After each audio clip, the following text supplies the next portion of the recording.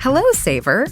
Whether you're saving for that trip to the tropics or saving for an emergency, now is the time to take advantage of Wells Fargo's savings options. Wells Fargo offers savings accounts that can help you save towards your goals. So, what are you saving for? Visit a Wells Fargo branch or wellsfargo.com/save to open a savings account today. Wells Fargo Bank, N.A., member FDIC.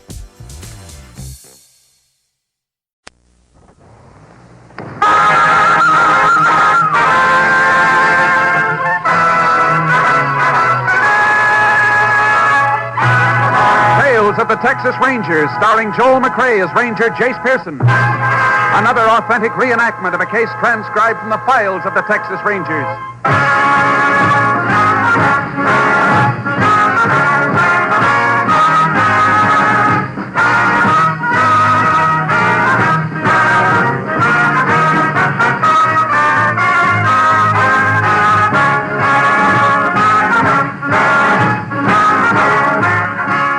Names, dates, and places in the following story are fictitious for obvious reasons. The events themselves are a matter of record.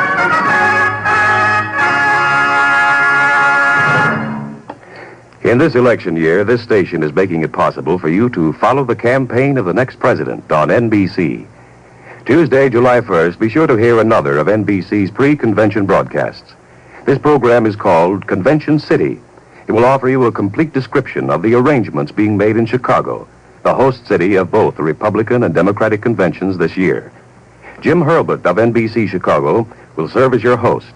The program will include interviews with Chicago officials in charge of the convention arrangements.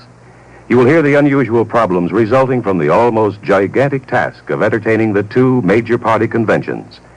We're sure you'll find this a fascinating program. So consult your local newspaper for broadcast time and join us Tuesday, July 1st for Convention City. This is another special program brought to you so you may follow the campaign of the next president on NBC.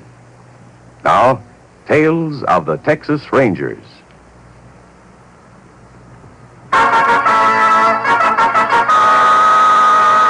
And now, from the files of the Texas Rangers, the case called Ex-Con.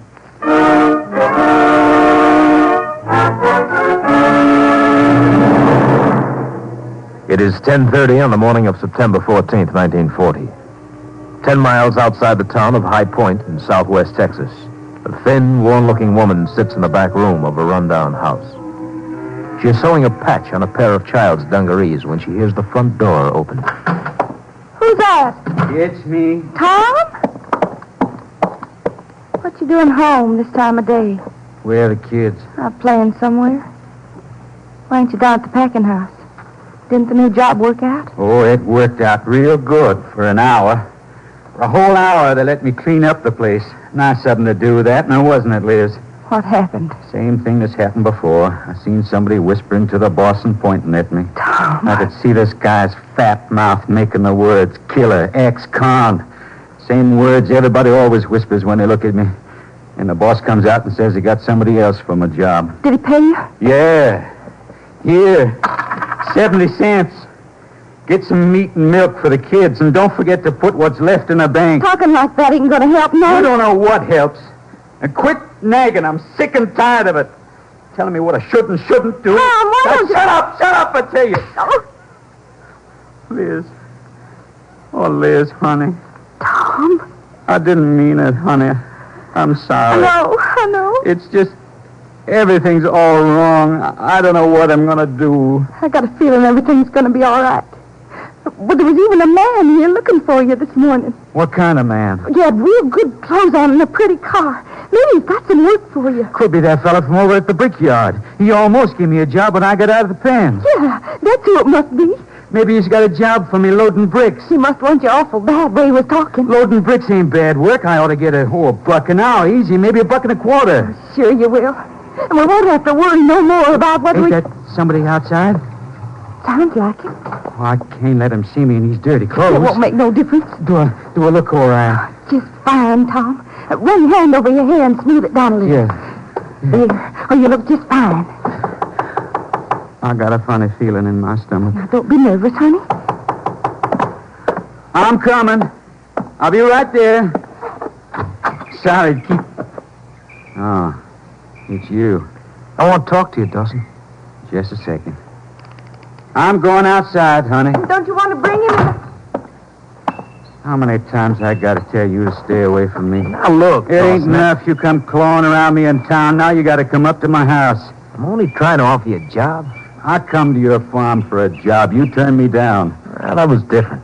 But it's okay to ask me to do your dirty work, huh? Don't look at it that way, Dawson. We're just helping each other out. I told you before, I don't go for killing. Suppose I give you 1,000 for the job instead of 500. Why? Now, wait a minute. There's a business proposition, Dawson. I know you can't get a job. I'll get along. They even fired you down to packing house. You never get a job around here. You let me worry about that. Well, you're already worrying plenty. I can see that. Now, listen, there's an old lady in a town north of here, and all you got to do is get rid of her. Why'd you come to me? Because you're the only one I know can do it. Oh, I beat your lousy face. Now, will you look? Cut out that stuff. This is business. $1,000 for easy job. How about it, Dawson? All right.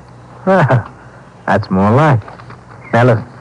Here's a name and address on a slip of paper, and here's a gun. I don't care how you do it, but try and make it look like robbery. Huh? What about the money? Here's 100 now. You get the rest when I read about it in the papers. Where are you going to be? Away with friends for a few days. I'll need money to get up there and back. All right. Here, there's another 100. Now, don't waste any time getting started. I want to be reading good news in the papers soon, yeah? Dirty, lousy. Did you get the job? Here's some money. 100? You ain't even started work yet. How come he give you Never mind. Now take the money. Will you shut up? I got to go up north for a day, so... Not going to work at the brickyard? No. And quit asking questions. What'd you just put in that sack? Nothing. I want to see Now keep away from here, Liz. Keep... What are you going to do, that gun? I told you to keep You're away. going to do something bad. You're going to get in trouble again. Get out of the way. Don't do it. You'll go back to the pen, and this time they won't let you out. I'm in a hurry, Liz. Think about the kids. You want them to grow up knowing their fathers are... Yeah, go ahead. Say it. Knowing their father's a con. Well, they're right. 3 years in the pen and you get the name for life anyhow. That ain't so. We'll make out. We will, Tom. I'll see you as soon as I get back. No, Tom, please. Leave me alone. Tom, don't do it. Come back, please.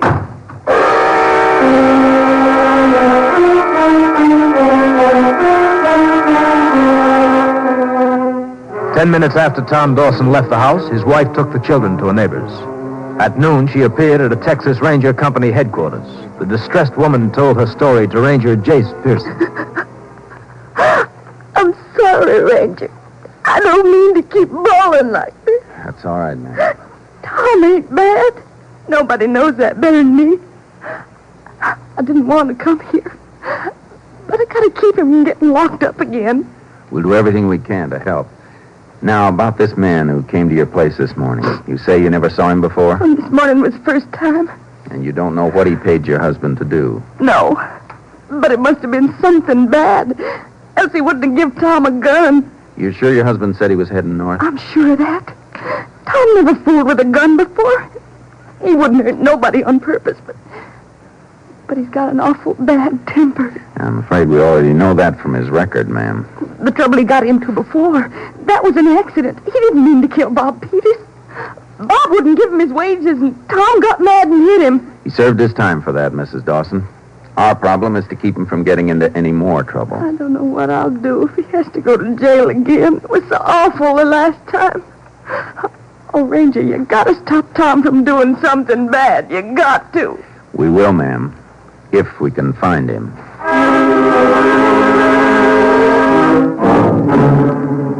I put out an all-points bulletin on Tom Dawson, then took Mrs. Dawson home. Sheriff Sims in High Point agreed to help me in the search. We decided on the bus station as the first likely place to check. At 2:15 that afternoon, we entered the Trailways bus depot and walked toward the ticket window. Yeah, you'd think a fellow like Dawson would have learned enough to keep out of trouble.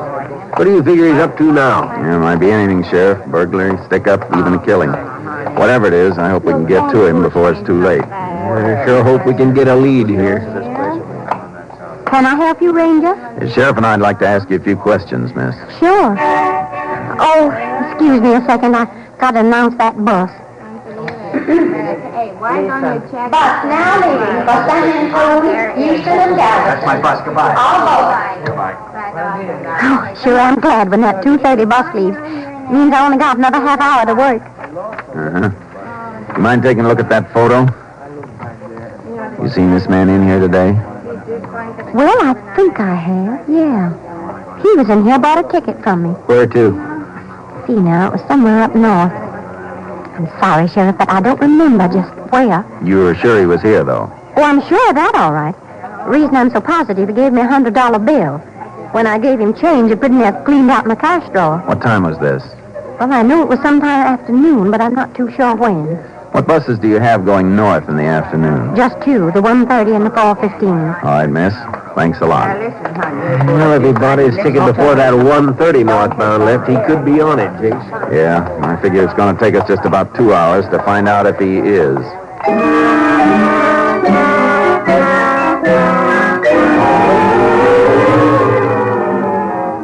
We drove north and overtook the 1:30 bus after it had traveled a little over 100 miles. Dawson was not aboard. We checked the 4:15 bus. He wasn't on it either. By 11 the next morning, we'd combed all of the towns where he could have stopped off. Still no trace of him. We gave up the search and headed back toward High Point. By noon, we were just coming into town. I'm really beat, Jason. When I get to bed, I'm not going to move for 2 days. Sure been a long night. Worst part of it is we didn't accomplish a thing. We can be pretty sure whatever Dawson got paid to do, he's probably done it by now. I sure feel sorry for that wife of his.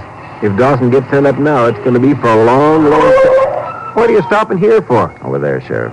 Coming out of that feed store. Well, Dawson, right on Main Street. Let's go. He must see us, but it don't seem to bother him. He's just standing there.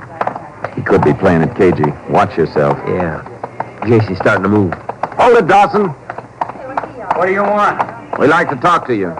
What about? About a bus ride you took yesterday. You crazy? I ain't been on a bus in months. Frisk him, Sheriff. Put your hands over your head. Why can't you guys leave me alone just because I spent a few years in the No pen? gun, Jace. What are you talking about, gun? I never had no gun. Here's his wallet. Nothing. Not even $1 bill. That's right, and you know why? Because you guys won't leave me alone so as I can get a job. Like just now in that feed Wait store. a minute. There's something in this inside pocket. Yeah, slip of paper. What'd it say? Bella Ross, RFD 12, Odessa. Give me that. Who's Bella Ross? That's my business. Odessa's north of here, Jace. It's only 200 miles. Dawson could have made it up and back since yesterday. Were you in Odessa last night, Dawson? No. Then where were you? Well, I always am nights. Home. Can you prove it? Sure. Go talk to my wife. She'll tell you I was home. The whole night.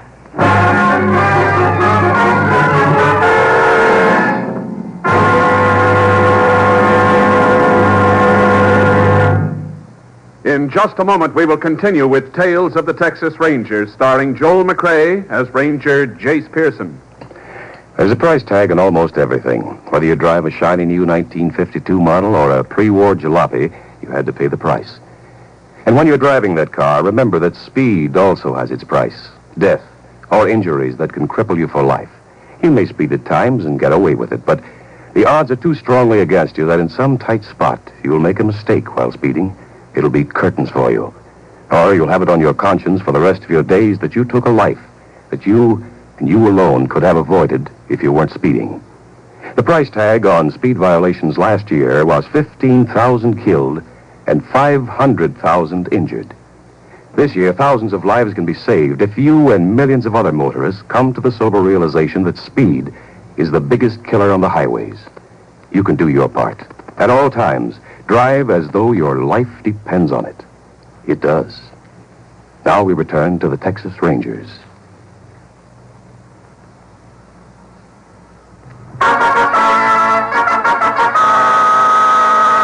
We continue now with Tales of the Texas Rangers and our authentic story, Ex-Con.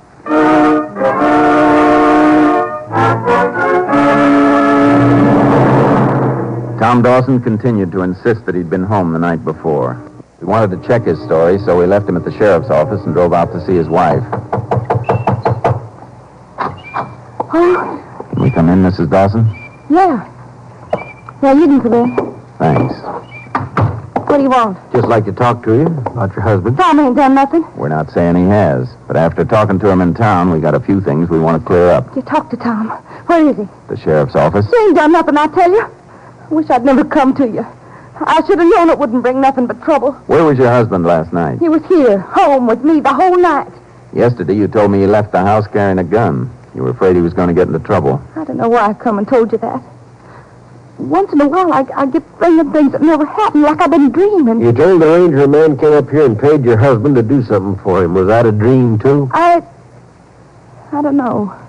Maybe it was. I don't know nothing no more. Mrs. Dawson, do you know a woman up in Odessa named Bella Ross?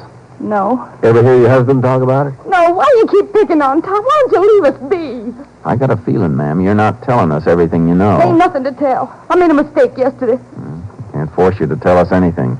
But we'll find out what we want to know. And if your husband has done something wrong, we'll... He ain't, I tell you. He ain't done nothing wrong. All right, ma'am. We'll be going now. Ranger? Yes, ma'am? Nothing. Goodbye, Miss Dawson. Jace, that woman's story's full of holes. She's lying. I know. I was kind of hoping she'd save us that trip to Odessa. You mean to check on Bella Ross? Yeah. Let's get up there and see if she fits into this.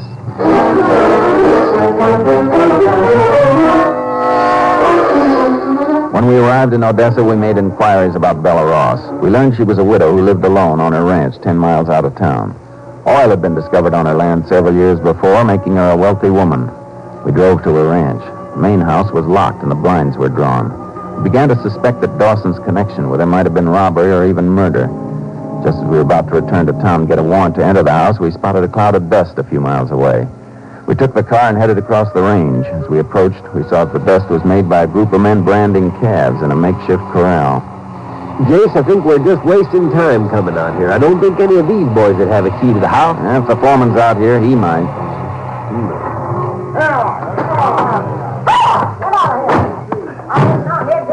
Hey, you men over there. Any of you got a key to the Ross Ranch house? Who wants the key to my house? Jace, yeah. Are you Bella Ross? Yeah, what about it? I'm Ranger Pearson. This is Sheriff Sims. We'd like to ask you some questions, ma'am. Well, sure, go ahead. Have you noticed any strangers around your place the last day or so? No, can't say as I have. Why? You know a man named Dawson? Excuse me a second, Ranger. Jim! You, Jim! Be careful how you handle them calves. They cost money. Oh, these hands nowadays just got no respect for stock. What's that fellow's name you was asking about? Dawson, Tom Dawson. No, don't think I know him. Is he from Odessa? From High Point.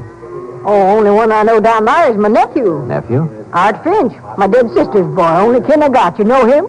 I've met him, Mrs. Ross. Oh, he's a fine boy, ain't he? Well, Bet your life he is. I set him up on a truck farm 2 years ago.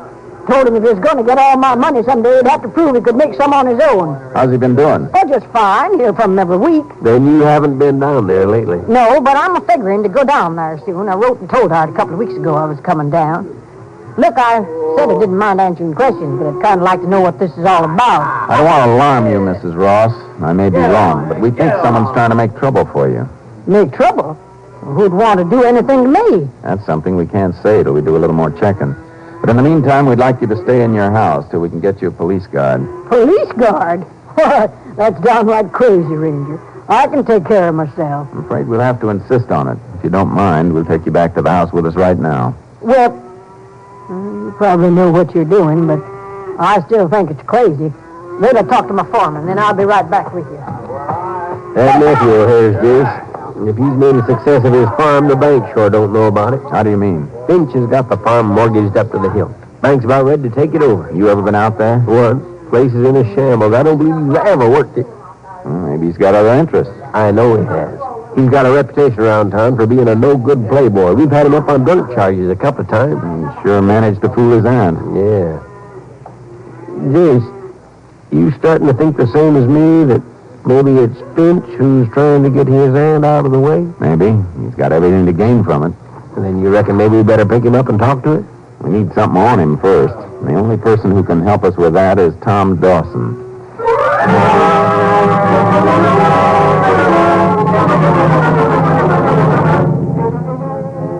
went back to High Point and began to question Dawson. We told him we thought Finch had hired him to kill Mrs. Ross. He continued to deny he had been hired to kill anyone.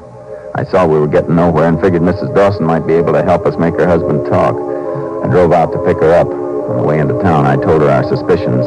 From her reaction, I was convinced she still didn't know the nature of the job her husband had been paid for.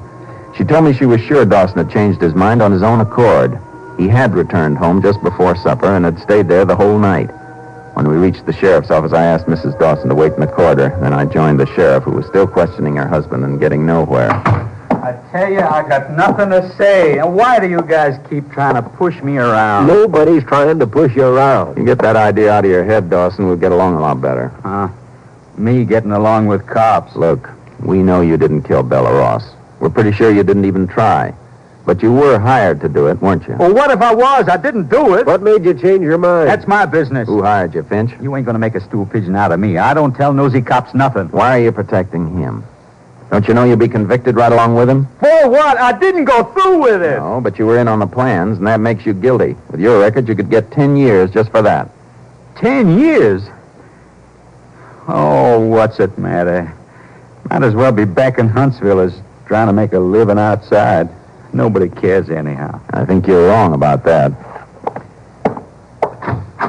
You can come in now, Mrs. Dawson. Hello, Tom. Liz, what are you doing here? Ranger brought me. He hadn't ought to come anyhow. What for? 'Cause I love you. I don't want you locked up. You don't want to bother with me. I'm no good. Yes, you are. If you's no good, you'd have gone through with that killing. And if you's no good, I wouldn't ask the ranger to stop you.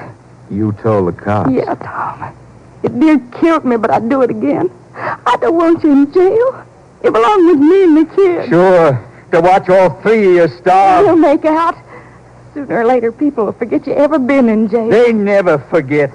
Man makes a mistake, he pays for it all his life. Now, go on, Liz. Get yourself another man. Is that the way you want it, Tom? Is that all you care about, me and the kid? Oh, Liz. All these years I've been thinking you loved us the way we love you.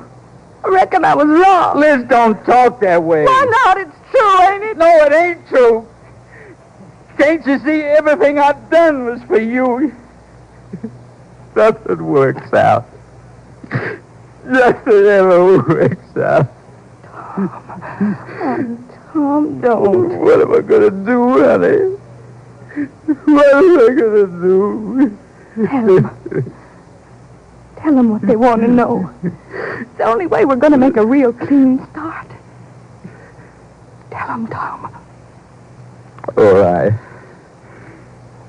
Finch hired me. I couldn't go through with it. I cashed in the bus ticket, and then I took the gun and the money back to his farm. What did he say? He wasn't there. I forgot he was going to be away a few days. I wrapped him up with a note and gave him to Finch's neighbor. And as far as Finch knows, you're still going through with the job. I reckon so. Dawson, it's not going to be easy to catch Finch.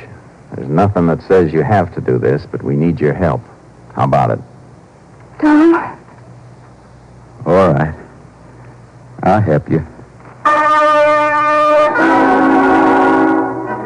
We picked up the package containing the gun and money and took it back to Dawson's house. I figured it wouldn't be long before Finch got curious and showed up there. Our job was to get the evidence that would convict him.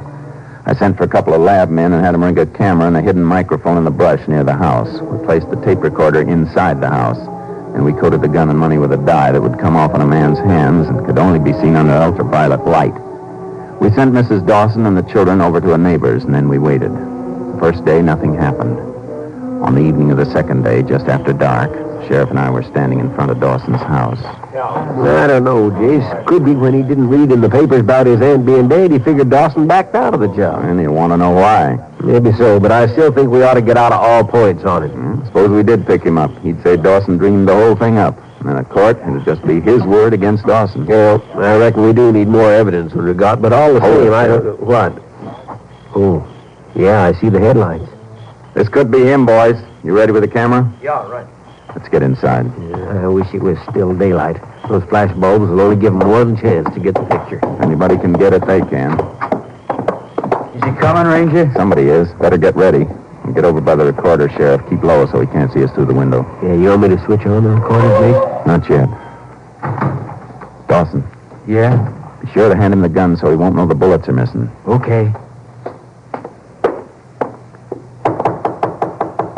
Let him knock again. Now.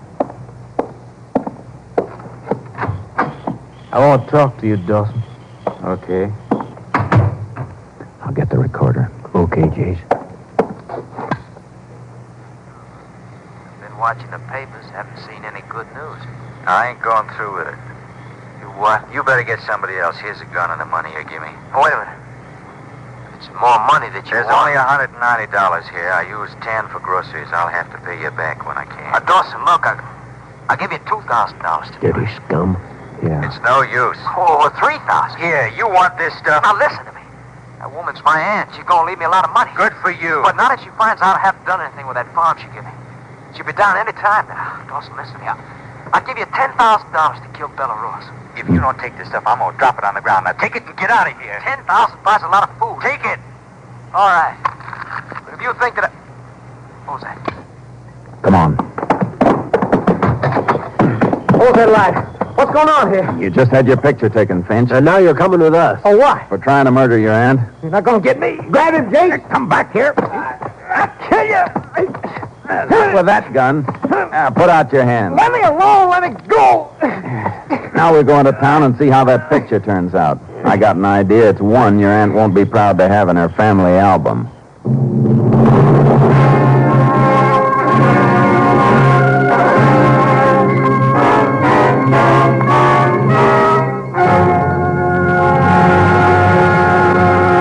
In just a moment, we will tell you the results of the case you have just heard. On Thursday, July 3rd, NBC will bring you the third in the special series of broadcasts in advance of the Republican National Convention, which will take place in Chicago. The program will feature well-known NBC newsmen assigned to the headquarters of the major candidates. You'll find your favorite commentators and reporters in Chicago, W.W. Chaplin, Merrill Muller, Richard Harkness, and Bob Letts. These NBC newsmen will describe campaign headquarters operations, and they will interview campaign managers and other key figures in the camps of Taft, Eisenhower, Warren, and Stassen. Yes, the NBC microphones will listen in to every detail and report it to you. Consult your local newspaper for broadcast time, and be sure to join us Thursday, July 3rd for Headquarters Report. This program is another step forward, making it possible for you to follow the campaign of the next president on NBC. Now, Tales of the Texas Rangers.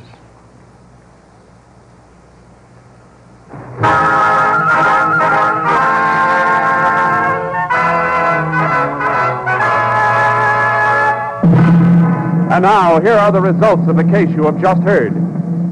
Art Finch was tried for conspiracy to commit murder. Because of Dawson's assistance in obtaining evidence for the state, the court dismissed the case against him. The judge convinced the local farmer to give Dawson a probationary job. He was later taken on permanently. Art Finch was sentenced to 10 years in Huntsville Penitentiary. Next week, Joel McRae in another authentic reenactment of a case from the files of the Texas Rangers.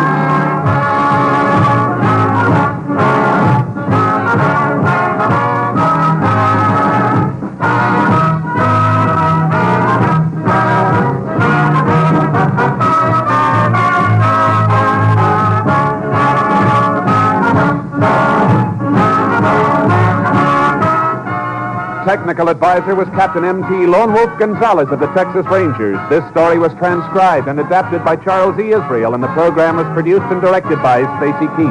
Hal Gibney speaking.